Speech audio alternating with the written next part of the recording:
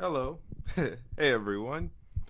So I decided to hop on because there's something I want to talk about. And I could have done this as a YouTube video, but um yeah, this might end up on YouTube too. Cave of Mystery on YouTube. For those of you who don't follow me there already. But I wanted to talk about something, and as you can see by the title of this live, um it's a uncomfortable topic. Yes, we're going to be talking about racism today. But we're going to be mature adults about it, okay? I'm going to expect you adults to be adults in my comment section. But it is what it is. I'm expecting to kick a hornet's nest, but someone has to say something. Now, before I start this, I want to say that this is not coming from a place of hurt. This isn't because something happened to me specifically. This is just me noticing trends in certain situations and giving an answer as to why things are the way that they are. As you can see, I titled this Black People Are Expendable. Now, this is something that I learned in Christianity. So, to my brothers and sisters in Christianity, you taught me this. Now, why would I say that I learned that black people are expendable in Christianity? Now, my non Christian people know exactly what I'm talking about, but I still have people who follow me to an extent who are still in the Christian circle um, and might be blown away by me making a statement as controversial as that. But let's talk about it. Why would I say that we are expendable? The reason I'd say this is that we are the only culture in the world that is expected to put aside our ethnicity for the sake of our religion and only identify as our religion while something is happening negatively to our ethnicity. When we are being attacked because of our race and ethnicity, we're taught to ignore it because of our religion or our spiritual standing or our spiritual stature. Let's dig into that topic a little bit. So, what do I mean by that? Well, this has happened a few times. This isn't even just about this election year. This is something I've viewed fairly. I've actually experienced this a lot of times. Not just because myself is vocal, but let me kind of paint the picture of what I'm talking about here. So, racism still exists in the U.S. America, by default, is a white supremacist nation. It is. America has a demographic that it favors, which means the farther you stray from this specific demographic, the harder it is for you to exist in America. The difficulty is higher. This demographic is the white, male, heterosexual Christian. Anytime you deviate from that blueprint, life in the US gets harder for you. Now, I can't speak for other nations. Now, mind you, I'm still on topic as to why I would say that black people are expendable. Now, think about it. Christian is a religious term, that's a religious identity. Now, white people aren't the only Christians. They have Latino Christians, they have Asian Christians. You know, Christianity is the largest religion in the world. But there is a certain grace that white Christian leaders have that others do not. And I'll touch on that. I'll talk about that. But what I want to emphasize here is that there's certain difficulties that people outside of that demographic of those 4 points experience that someone with all four or maybe just missing one might not have. You know, the world treats this world, this country treats us a little bit different. For example, if there was ever a politician who ran for office, whether it be mayor, whether it be governor, whether it be senator, whether it be president, it doesn't matter. If a politician ran for office and throughout his entire campaign, he talked against white men, white women, white families, he called white people the devil, he said all types of horrendous things about that demographic, he'd never touch office. At no point would you go into a white church while that person was campaigning and hear them say, I don't get caught up in that political stuff. I don't like to get caught up in that. You would never hear them say that. You would never hear them say, this is still a man of God, that God's using them. That would never come out. What they would do is they would rightfully condemn the behavior and disown the individual. They'd say, we don't tolerate this. This isn't okay. He needs to go. This is a problem. Because that's how any community is expected to respond when they are the target of onslaught. That's kind of regular, right? That's what you expect. If Latinos are being attacked, I would expect Latinos to speak out and be against that. If Asians are being attacked, I expect Asians to be. If white people being attacked, well, the issue that I've run into, the trend that I've noticed is that black people are the specific demographic that is never expected to respond, even more so if they're Christian. In any case that there is a racial inequality, we are the only demographic that's expected to be Christian or be kingdom or be spiritual and ignore the hate crimes happening against our people. We're the only demographic. And I'll tell you this. That's really unfair. Because this is why issues in our community don't get solved. Because the people with the influence choose to be Christian rather than being human. So they'll surrender to the ideas, their public presentation within their religion, in order to not offend someone they might later be able to preach the gospel to, quote unquote. White Christians don't make that distinction, right? And let's debunk this myth that people don't like to be political. Let's debunk this right now. If you hear a leader say, "Oh, I don't like to get into politics," they're lying to you. They're drawing a line on which issues they care about and which issues they don't care about.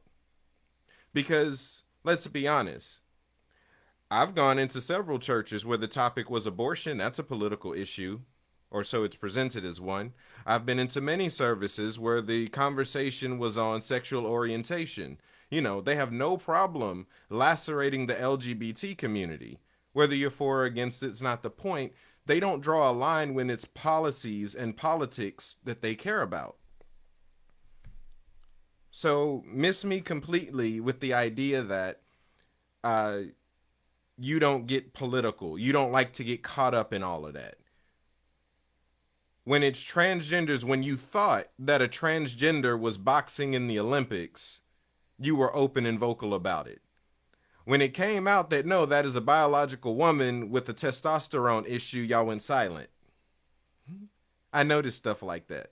So it's not about you having being political. You're political when you want to be, because honestly, a lot of leaders are cowards. Sadly, a lot of leaders are cowards because it's easy to pick on certain demographics than it is other demographics.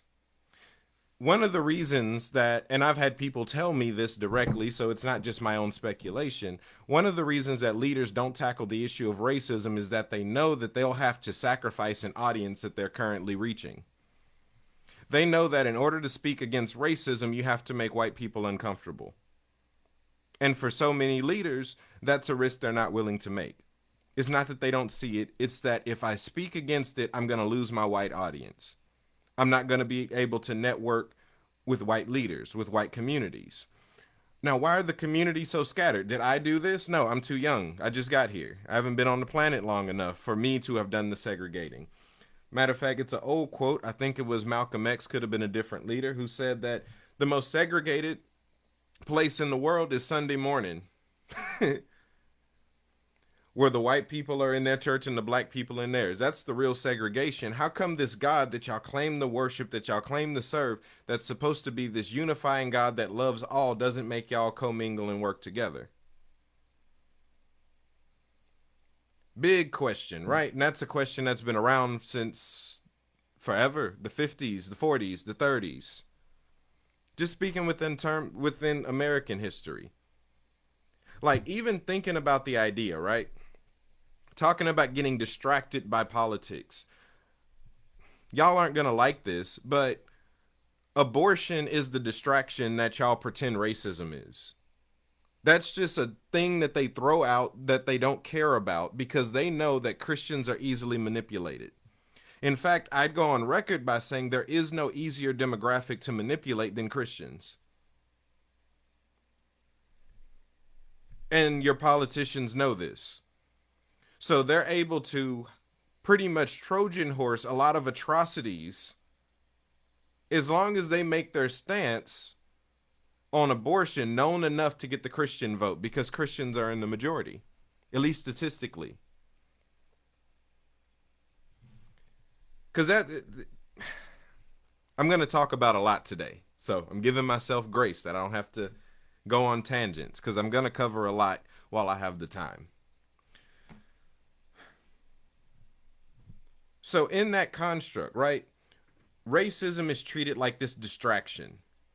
When the issue of racism comes up, I get a few different responses. Mind you, these responses do not come up in any other area of evil. They only come up when I'm discussing racism. To the point where I get branded as the young kid that won't stop talking about racism. Well, I'll tell you this. If you're tired of hearing me talk about it, imagine how tired we are of experiencing it. If you don't want me to talk about it, help me solve it. Let's work together. And then I don't have anything to talk about. It won't happen again, you know. Help me fix it if you care so much, right?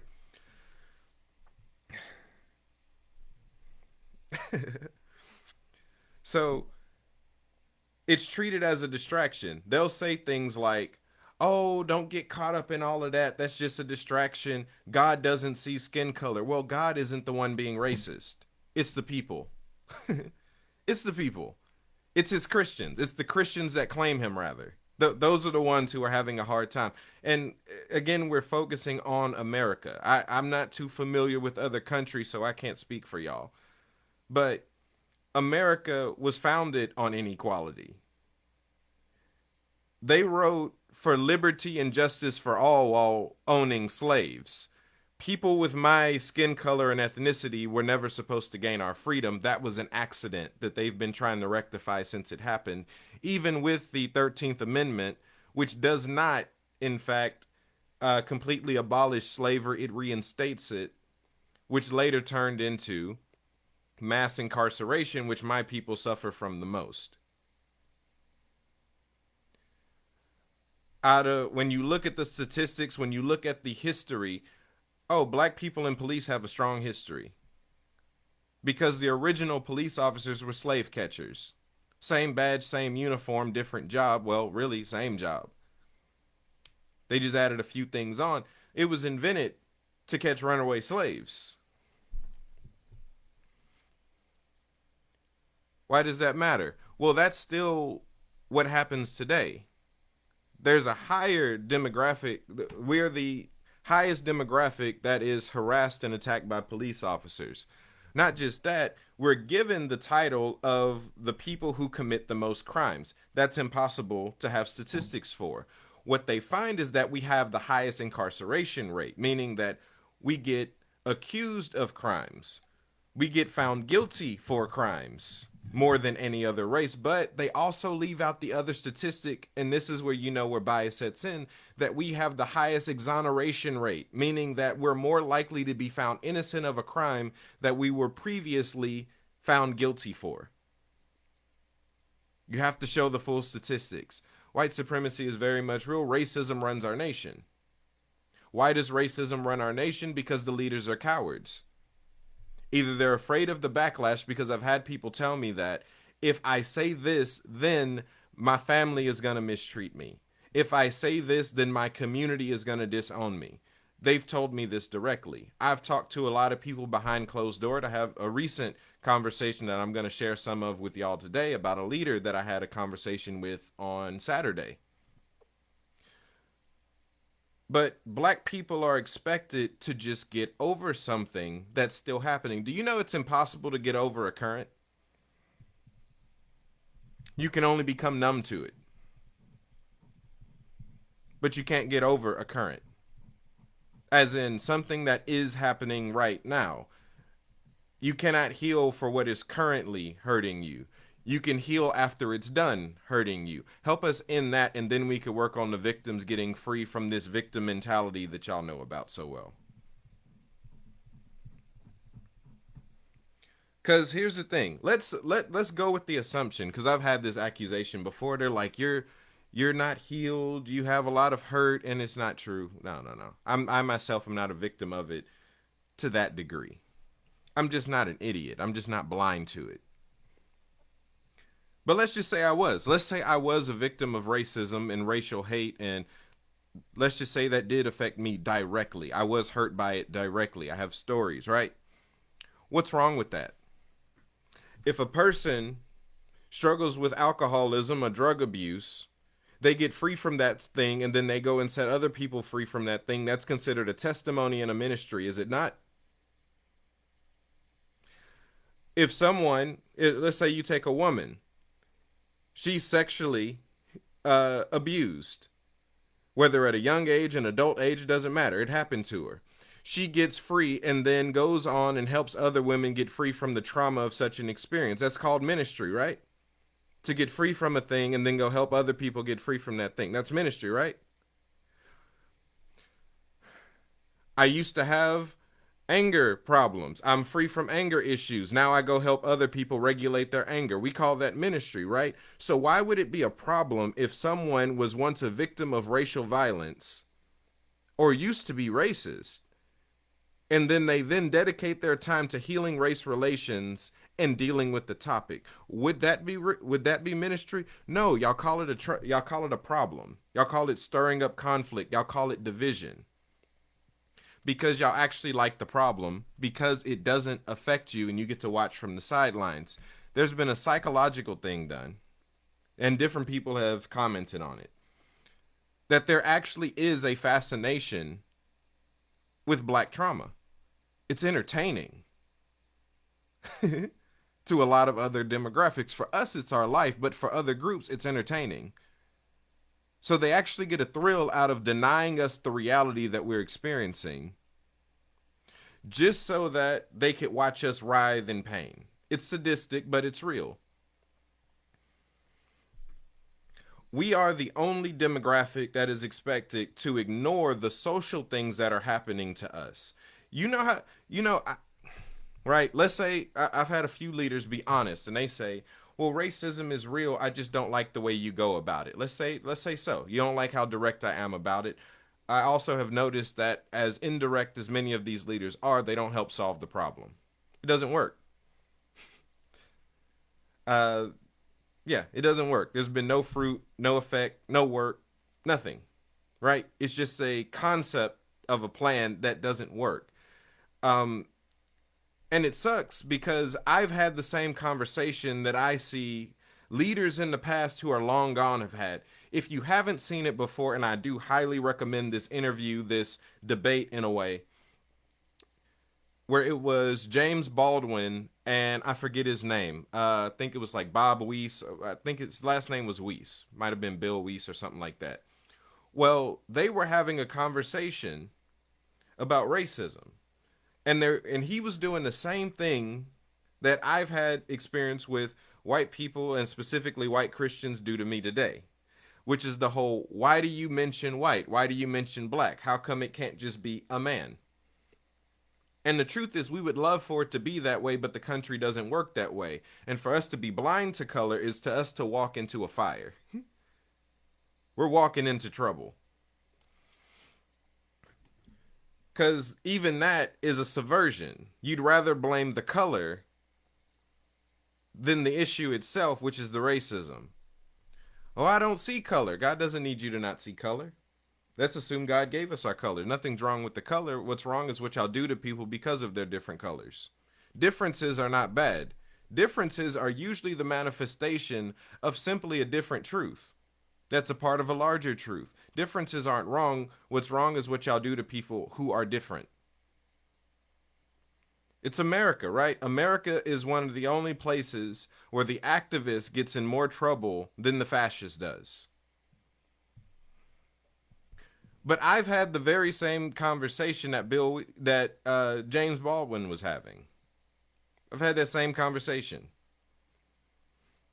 and it ends the same way. But the reason I bring that up is because James said something, because he was a wordsmith, he was a lyricist. He said, you want me to risk my life, my women, my kids, our entire culture on this dream that you have that has no substance in reality, but the risk for me is that I die. I lose my life if I listen to you. You want me to sell myself to a dream that you tell me exists, but I have never seen the manifestation of. I love James Baldwin, by the way. He's one of my favorites. Wish that gentleman was still alive. Again, we are the only demographic that is expected to ignore the stuff that's happening to us on a regular basis. It's just us. Because, right, and I've had a lot of conversations with white Christian leaders or even white kingdom leaders, right? And they're a lot more honest with me behind closed doors than they ever are in their pulpits. One example from a few years ago, I was talking to a woman. She was a leader over this ministry. I don't want to give too many details, not trying to give any breadcrumbs, because the purpose of this that I'm going on isn't to attack specific ministries, it's to attack certain ideologies so that y'all can call it for what it is and help to expose and deal with the issues and hopefully put an end to some of this nonsense. But one of the things that she told me, she was like, yeah, y'all don't have that. It's just a victim mentality when talking about our experience in America. She then turns and she goes, well, what about Heidi Baker? When Heidi Baker goes to Mozambique and she goes to these other nations, they mistreat her because she's white. Is that a problem? And I say, yes, that is a problem. She's like, see, racism doesn't just happen to black people. I'm like, I didn't say it only happened to us. It is dominant in the U.S. is the difference. But notice the story. She was able to empathize with the situation when it was happening to a white lady, while telling me that my experience in America was null and void. Now let me get to the heart of this conversation.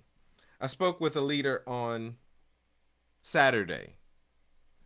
Now this guy, he invited me to his house. We were talking. And he eventually revealed that he was still holding a grudge against me for something 4 years ago, where I was speaking against racism in general. I made a list of racist rhetoric and racist behavior and was telling people, if this is you, you're part of the problem. General statement, right? He found himself in the post and has felt some type of way about it since then. This is 3-year-old, 4-year-old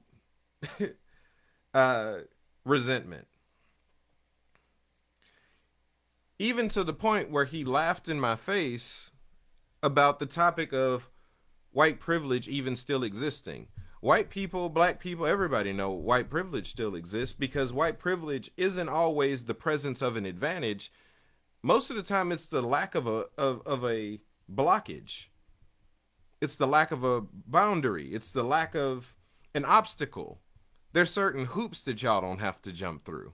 Not that y'all get extra praise. Y'all just don't have all the setbacks other people do. And again, that same lineup, white, male, heterosexual, Christian, has the least setbacks in the U.S. The further you stray from that, the more obstacles and setbacks you get. That's just the facts.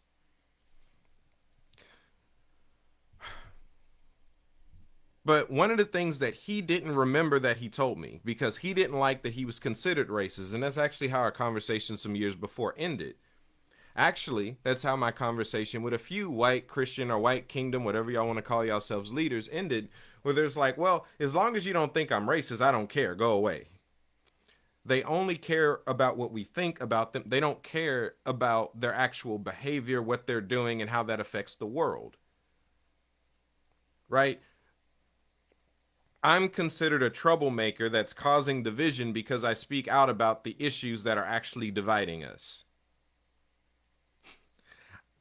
I will forever be divisive if that's the case, because at no point will I ever sacrifice my ethnicity to appear more spiritual or appear more mature than I am. I'm not sacrificing. So the question of, so let me get back to this conversation. So he mentioned a few times in our conversation, right? And this is when I realized what he was talking about. He was like, if I'm so racist, why do I have so many black leaders that work with me? And I'm like, I've never called you racist. He said, oh, but yes, you did in a post you made years ago where you listed off all those things. And in that moment, I'm going, so you saw a general post listing off toxic racist behavior, and instead of saying, whoa, I might have been doing some of this, you instead say, he's wrong because I now feel guilty for my own behavior and my own ideologies. That's toxic. These are your leaders. I'm telling you now, these are your leaders. So the other question, but before I get to the real bulk of where the racism comes from, I want to talk about the claim he made. He said, why do black leaders work with me if I'm so racist? And that comes from a misunderstanding of what racism is. Even I misunderstood it to a degree, because I forgot an area of racism. I honestly did. But before I get to that, I want to talk about the point of why are the black leaders working with them. They're Christians. So they are putting aside their ethnicity for the sake of religious operation. They see it as more people I could reach, more people I could preach the gospel to. And in some cases, they actually agree on certain political, social, economic, whatever structure beliefs. They share some philosophical beliefs that help them unify. There's enough alike for them to work together. Now, mind you, this individual on his own does not attract a black audience. I'm going to tell you why. On his own, he cannot draw black people to his ministry. It doesn't work. 3, 4, 5, one family, that's it. That's not what you call a diverse ministry. So what he does is he gets the black people that will work with him in to then bring in their communities. So it's the idea of I have black friends, so maybe black people will come to me. It doesn't work. Because here's the thing. Even black people will show up because if your ministry is helpful enough, we'll show up and ignore the racism. We'll ignore the issues just because we know we can get help from you. You misunderstand how desperate our community can be at times. So part of the ego of the leader that I was dealing with is that he genuinely believes that he understands black people more than we do just because he has this many black friends that he works with regularly who have yet to check him on any of his racist behavior. Now, this is what I mean by racism. The archetype of racism that people think of is usually the dramatic stuff. They're thinking of public lynchings. They're thinking of outright hate crimes. And it's not always that. Racism isn't always hatred, as in I hate that group. That's not what racism is all the time. That is a common manifestation.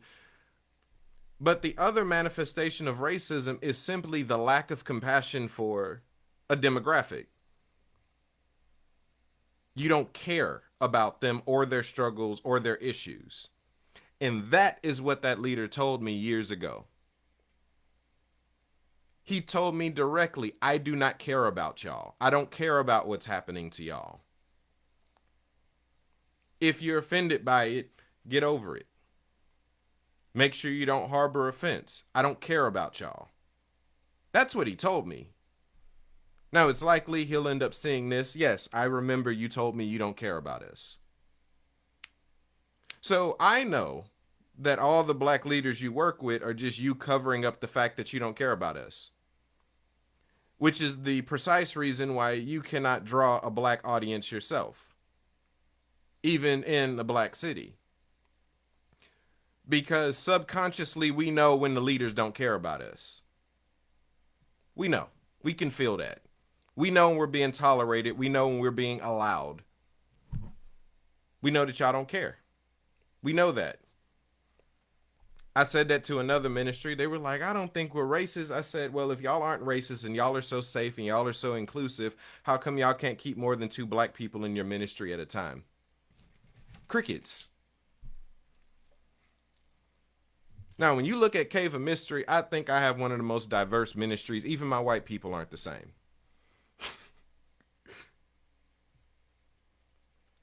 Right? Because I actually love everybody. I actually care about everybody. And it shows. Now, understand this. When I speak against racism, I'm not speaking against white people. I love white people. I love people in general. Enough to speak up when certain people are being hurt. Enough to speak up, because that's a manifestation of it. The reason that they tell their followers and they tell their communities to suppress the issue is because they don't care about it. So let's bring it to the election. Yeah, I'm going to talk about Trump. Why not? White leaders and even Christian leaders that are black are telling their followers not to pay attention to the openly racist, openly sexist, openly evil, openly vile stuff that Trump is doing, saying, has done, will do, and is telling you he will do. It's not even a cause for discernment. He's saying all the quiet parts out loud.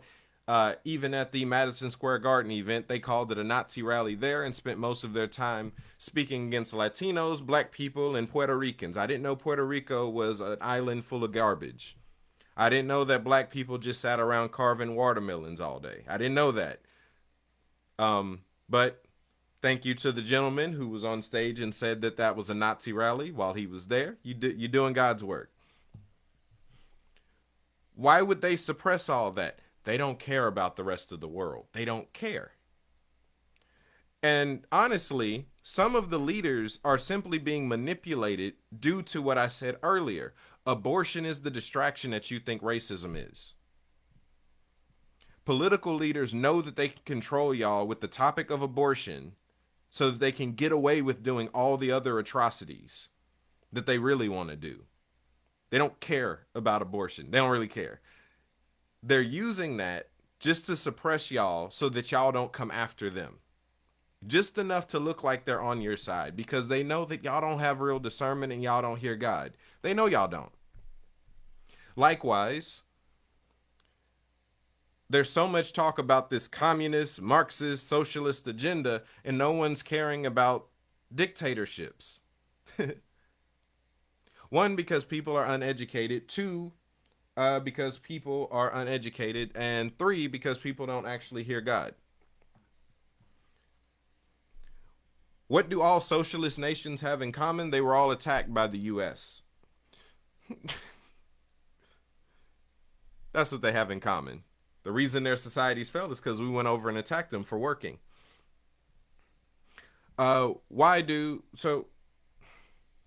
Simply put, I don't want to spend too much time on that because that's another session altogether. Simply put, you don't blame the communism for what the dictatorship did. What does China and Germany have in common? They were a dictatorship.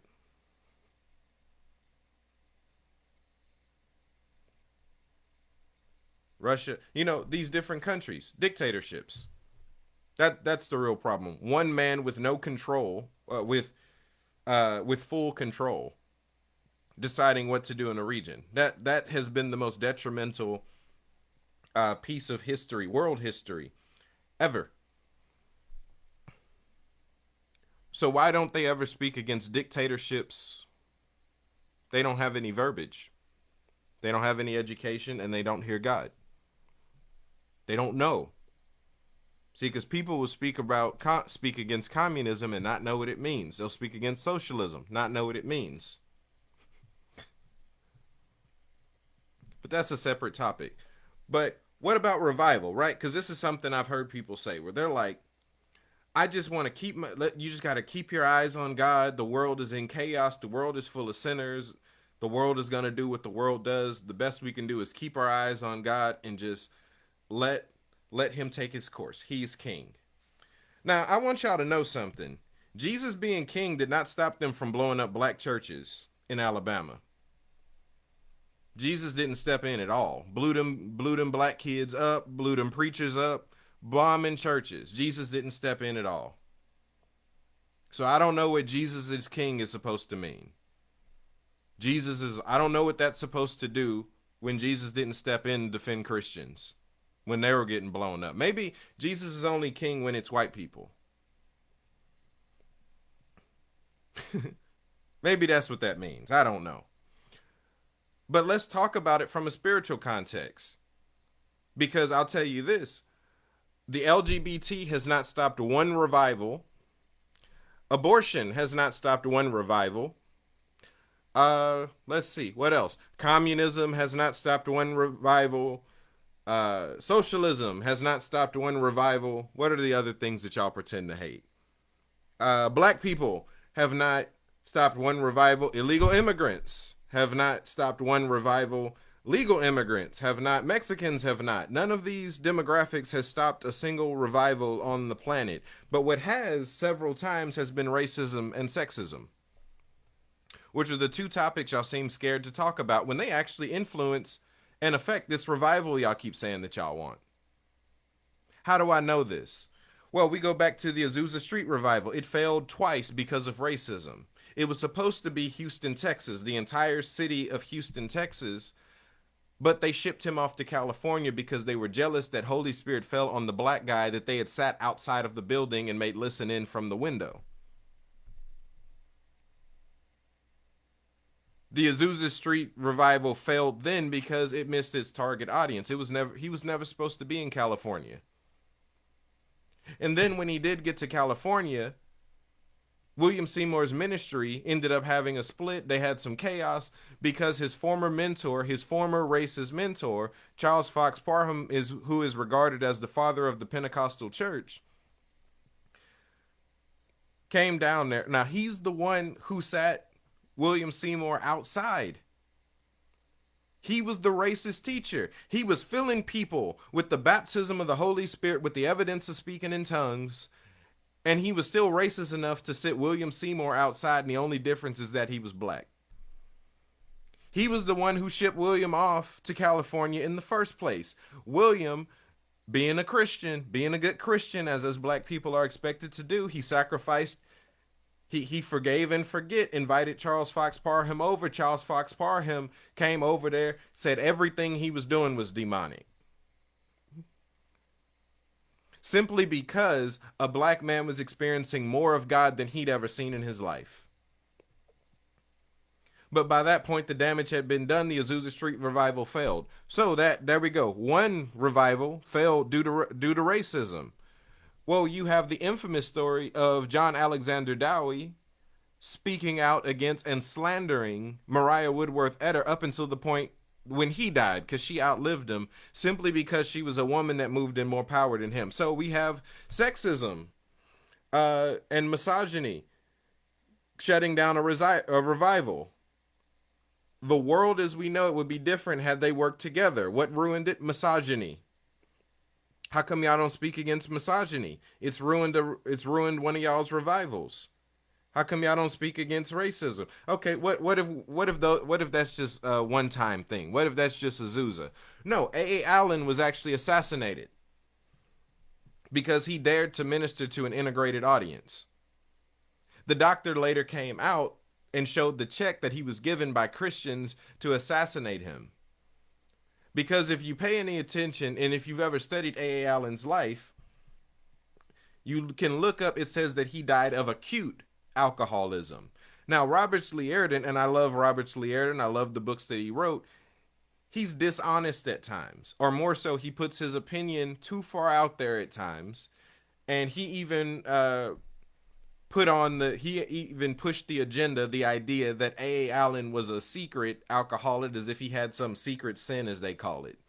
And that's not true. Everyone that knew him and was close to him said A.A. Allen didn't own no liquor. He didn't own any alcohol. Like, A.A. Allen wasn't drinking. What happened is, and the doctor later came out and said it, showed the check, that Christians, because of his testimony, they knew how rough he grew up, Racist Christians went to the doctor while A.A. Allen was in the hospital, and then they paid the doctor to inject him with alcohol while he was down. That alcohol, such a high dose, such a short time, either, I don't remember if it was his liver or his kidney, but that's how he died. That's why his death certificate says acute alcoholism. A.A. Allen was assassinated by racist Christians because he dared to minister to an integrated audience. Not just that, he ministered black men. One of his students, one of the people he mentored, is still alive. He's based in Dallas, Texas, named Sam Nix. And you can actually see a full interview of Sam Nix on Revival Radio. It's a YouTube channel. I think the host is Gene Bailey, I think his name is. But he was talking about how A.A. Allen would actually use him in order to speak against racism. So he intentionally mentored Sam Nix, taught him how to move in the same level of power that he did. Sam is still around. And what he said is A.A. Allen would do things to him, like send him to go pick up his car from his office and drive it back. And Sam, being a black man in the 50s, would get harassed by all the white Christians in the area. And then he'd come back and tell A.A. Allen what happened to him, and he'd say, okay. He kind of didn't think A.A. Allen cared until he'd get on the microphone later when he was preaching, and he'd start preaching against racism. He said, if I would have sent R.W. Shambach to go get my car, y'all wouldn't have cared. But because y'all saw a colored man in my car, y'all assumed he was trying to steal it. Dang, you mean A.A. Allen, one of our cherished heroes, one of the greatest ministers of the past, had no problem speaking against racism, evangelizing, reaching the lost, healing the sick, raising the dead. He didn't have no problem doing that. His politics didn't get in the way of his spirituality because he actually cared about people, is what I'm getting at. He actually cared. It's not about politics and religion not mixing. No, forget that. Our heroes didn't care. So that's why A.A. Allen was as successful as he was then. Now, there are leaders who failed at this. William Branham was one. William Branham got helped by the KKK one time and therefore refused to ever speak against them because he got helped one time. And I love William Branham, but that was a misstep. Well, what if that's just one? You know, A.A. Allen and William Seymour. That's just a few stories. Well, F.F. Bosworth. He would regularly get beat up. One time they left him for dead on a train track because he was preaching to and healing integrated audiences. He dared, as a white man, minister to black people and actually heal black people. They beat him to a pulp. Hey, Jesus didn't step in and help him, by the way. Jesus being king didn't stop A.A. Allen from getting assassinated. It didn't stop the Azusa Street revival from failing. It didn't stop F.F. Bosworth from getting beat. And it didn't stop Bishop C.H. Mason from getting falsely arrested several times. It's actually one of my favorite stories of C.H. Mason, who's the founder of Kojic.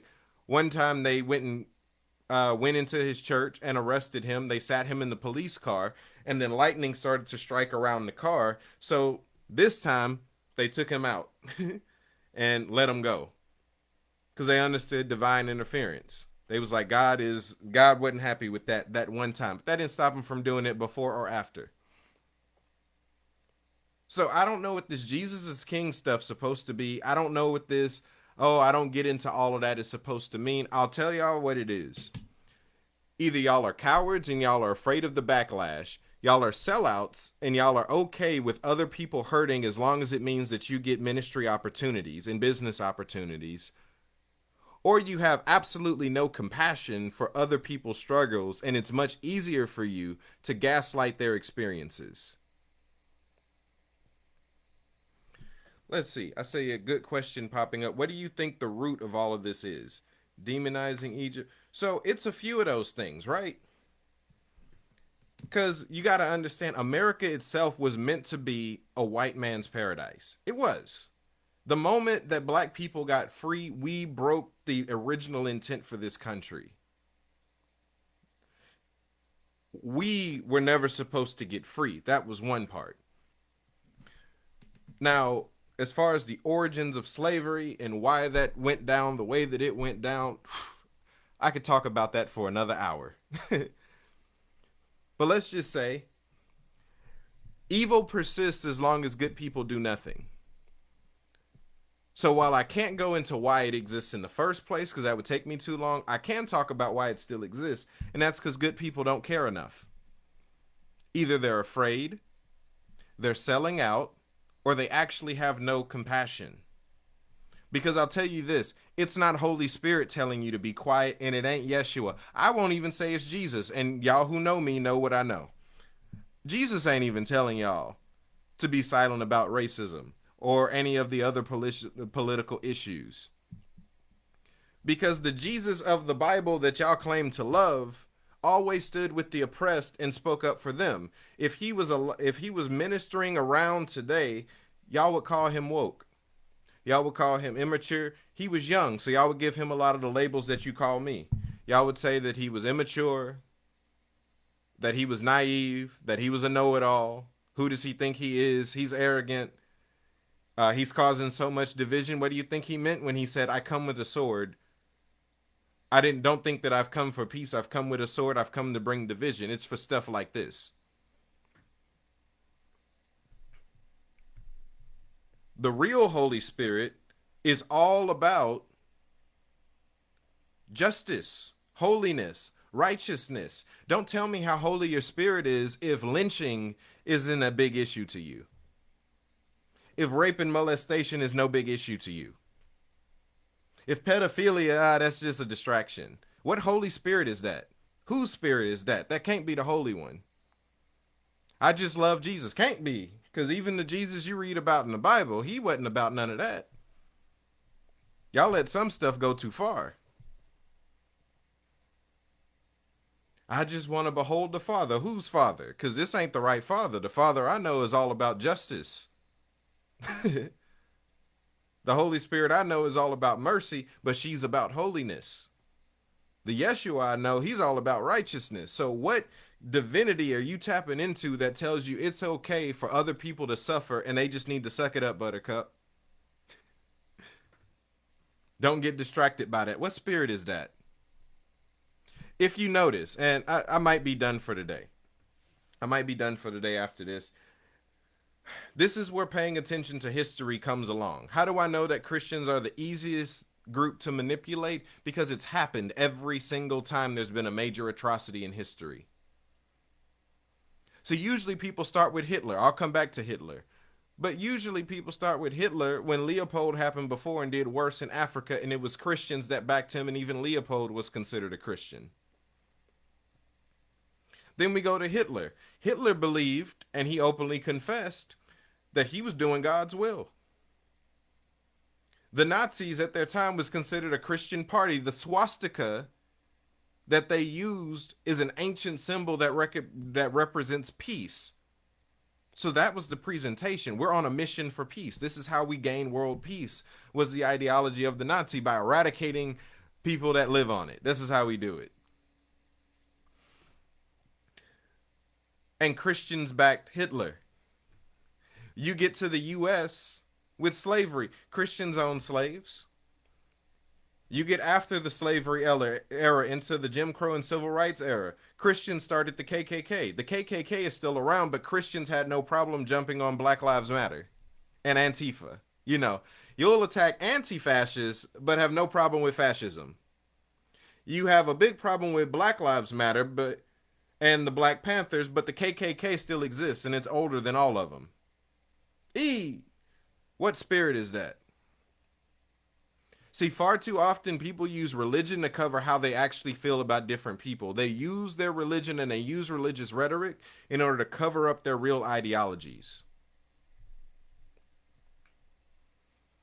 What spirit is that? So I don't find it any different, right? Christians supported Leopold. They supported Hitler. They supported the Klan. They made up the Klan. I found it no different when they were back in the blue, because when have Christians not backed the oppressor? That's the same reason why they're backing Trump. Every time there is an oppressor, this is the same reason they're backing Israel versus Palestine right now. This is the same reason that they're backing Russia instead of Ukraine. It's because of the idea of dominance that speaks to that speaks to their heart. Whoever is winning is right. That's the spirit thereof. It's a spirit of domination. It's a spirit of destruction. That's a culture. That's an ideology. It's an evil. But that's what you're dealing with here.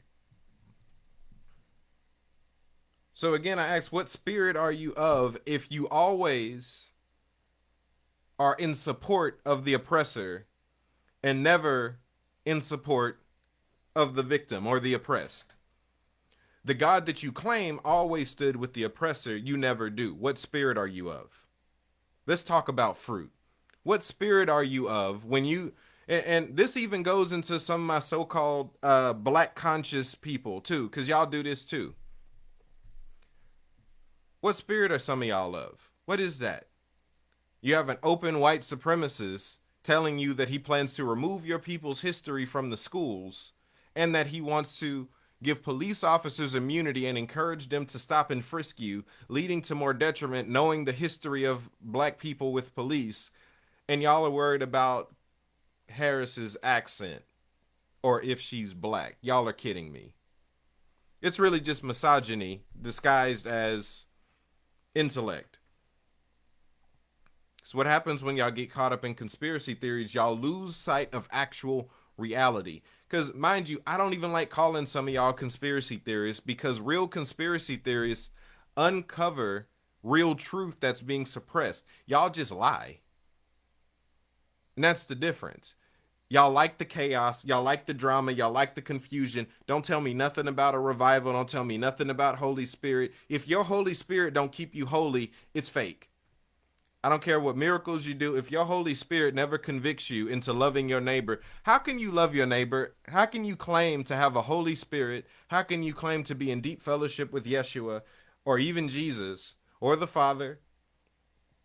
And you can say, I love my neighbor, but actually hate everybody else that's not your demographic.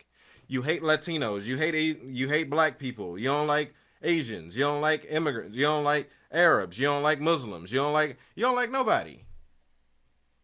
The Holy Spirit love everybody. How come you didn't obtain that love?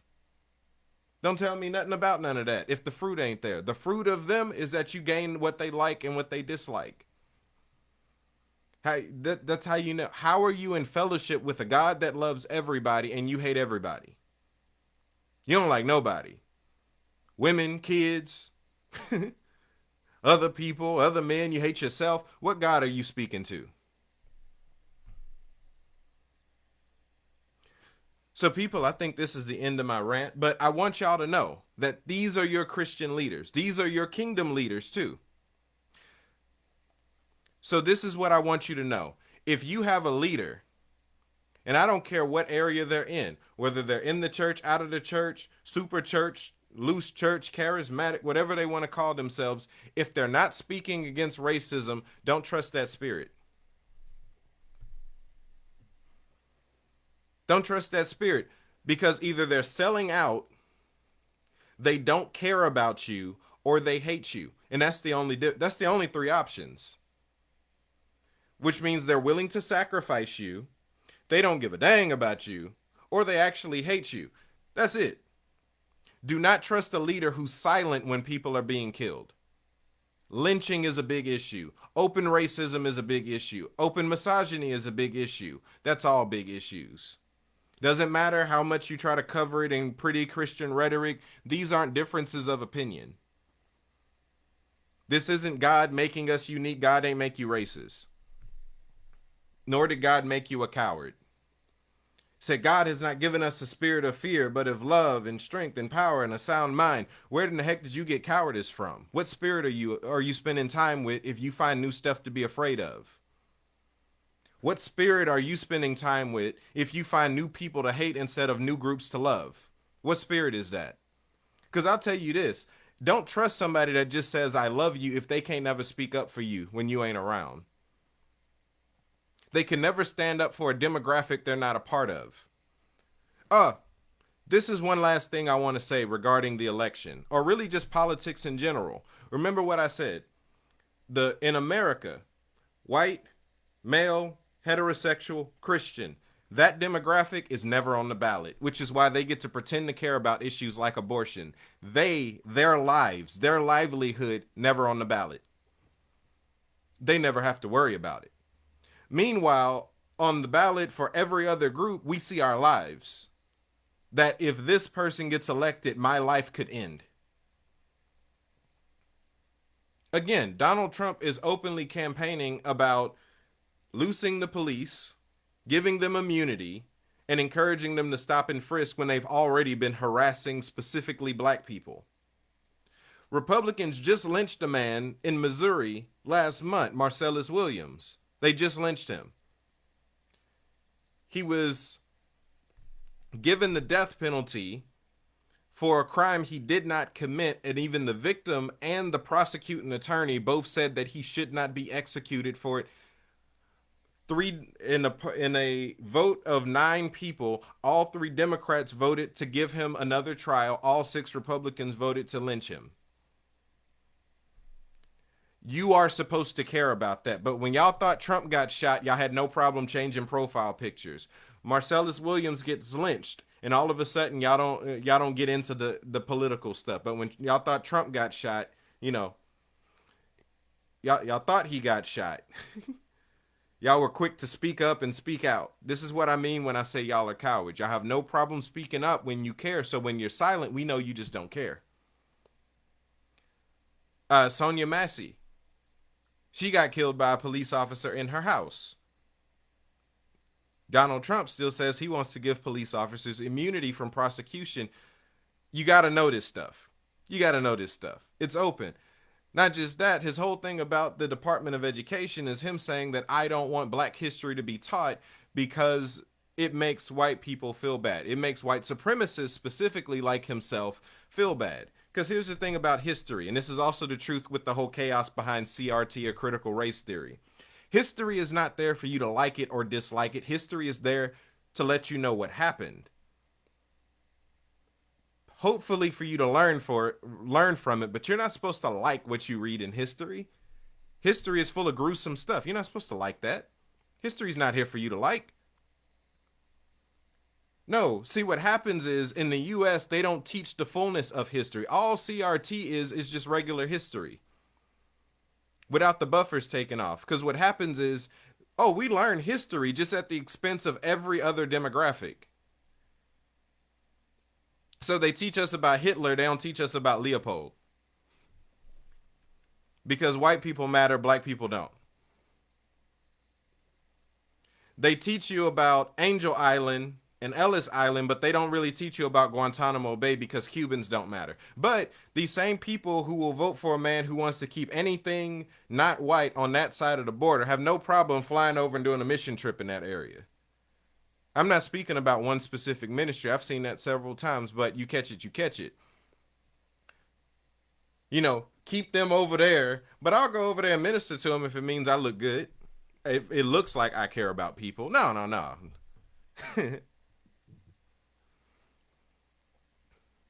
You have to pay attention to this stuff.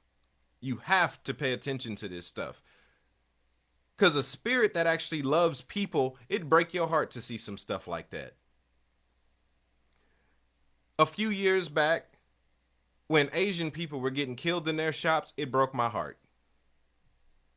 The same way as it broke my heart when Vanessa Gillian got killed in the military. Which is the same way it broke my heart when, by the time of George Floyd, 14 innocent black people have been killed by either police or racist white people. My heart breaks for all that stuff. Which is why I've talked about all that stuff. I was just as vocal for the Asians as I was for black people. But they'll say stuff like, all lives matter. Because they say, well, everybody matters. I'm like, I agree.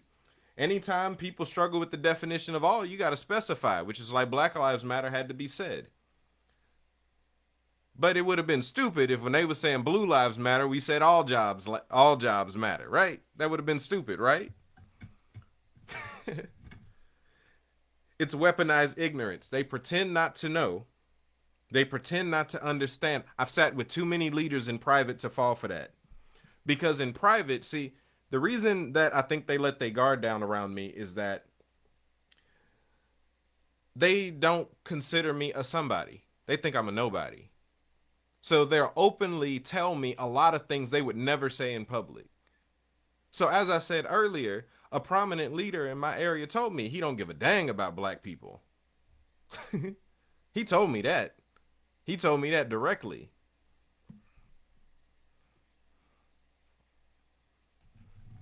He'll never say that from the pulpit. The one time he ever spoke against racism, he about had an aneurysm on the stage because it wasn't in him. And then he immediately retracted it, tried to cover it up in spirituality. I only do what I hear God tell me to do. I will not be pushed by peer pressure. No, you're a coward. Holy Spirit got to tell you racism wrong. Holy Spirit got to tell you lynching is wrong. Holy Spirit got to tell you. Holy Spirit got to tell you that. You don't know that? You okay with that? All right, I'll leave y'all alone for today. But yeah, so I wanted to talk. I wanted to talk about some of this. So Facebook, I love y'all. YouTube, I love you. Um, yeah. So I'll probably be doing some more sessions like this because I had a lot I wanted to talk about. But this is why racism thrives in religious settings, because the leaders don't give a dang. The leaders don't care. Well, all right, y'all. That's it for this session. I'll see y'all later. Y'all be blessed. And again, I love y'all. Please share this around so that other people can hear me say what needed to be said. And again, I actually love y'all. That's not a pretend. Later.